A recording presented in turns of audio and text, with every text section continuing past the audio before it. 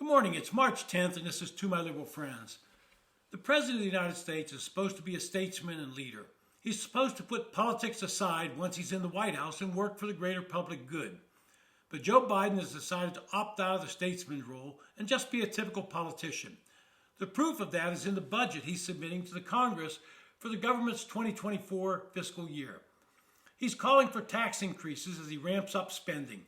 The tax increases amount to $4.7 trillion over a 10-year budget cycle. And of course, he says it will be increases on the wealthy who need to pay their fair share. Are you getting a bit tired of that refrain? They need to pay their fair share. I'm waiting for a reporter to call him out and ask him how much the top earners pay as both a percentage of taxes and the amount they pay.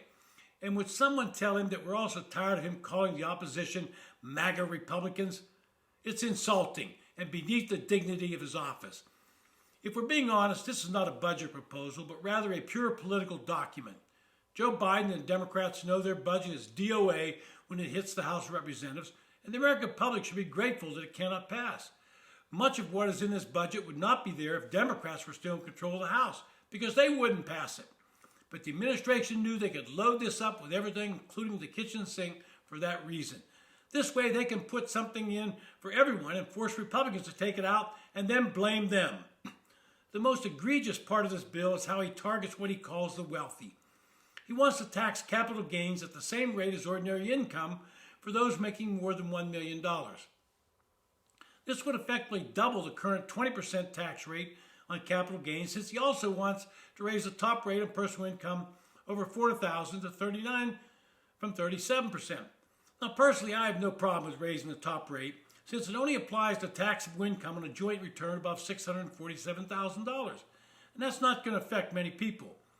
To put that in terms everyone can understand, if a joint return shows a taxable income of $800,000, the couple would owe an additional $3,500 in tax. That is all. But the capital gains portion will have a major effect on the market, and when it sinks then the retirement accounts, your 401k and IRA, the middle class will be the ones that suffer the most. Then we get to his wealth tax that he's resurrecting. The Democrats in the Senate tried this in the last Congress and it went nowhere. Biden's proposing a 25% tax on the full income of anyone with more than $100 million in wealth. Now, that's easy to say, but you got to look at the details. So the question I ask is, who's going to determine what wealth someone has? Under his plan, if someone has an asset, say a building or a stock account, that goes up in value, then you'll be taxed on that value, even though you've not realized any real income because you haven't sold the asset. Suppose the value of that asset goes down the next year. Will you be getting a refund? I highly doubt that. Now, we already have a surtax for Medicare in place, and Biden wants to extend that 3.8% tax that's currently applied on investment income and increase it to 5% for anyone making $400,000 a year. Again, this will only encourage people to find ways to artificially reduce their income. And we can't forget the normal piñata of the Democrats, the corporate tax rate. In 2017, the tax bill reduced it from 34% to 21%.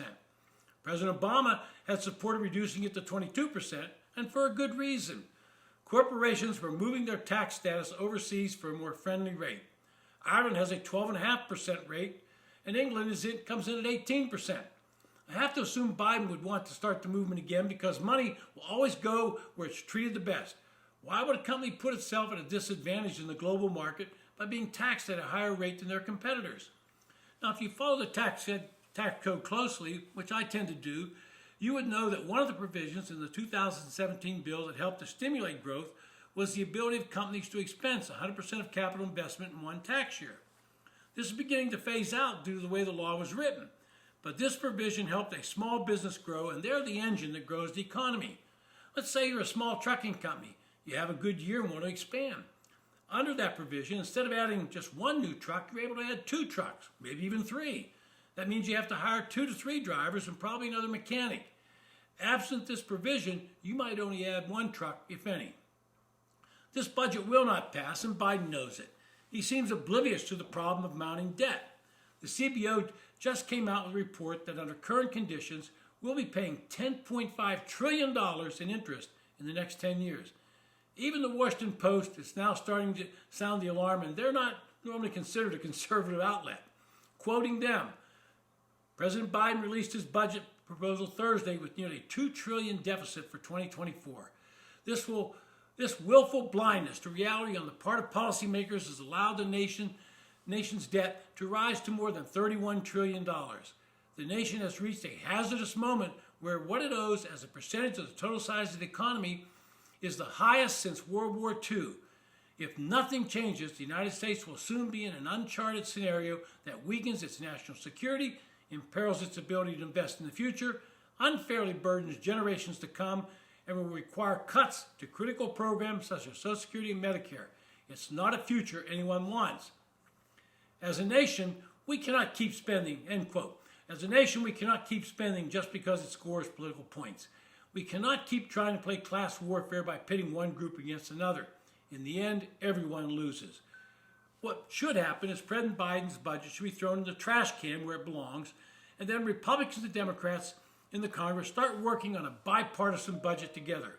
One that shows some sense of fiscal restraint, one that encompasses compromises, one that raises some level of revenue in key places like raising the top rate back to 39% and makes some serious cuts in spending. We owe this to our children and our grandchildren. To fail means we don't care about their future, and that's just not right. This has been To My Liberal Friends. Thanks for listening. If you enjoy the podcast, hit the subscribe button and recommend it to your friends.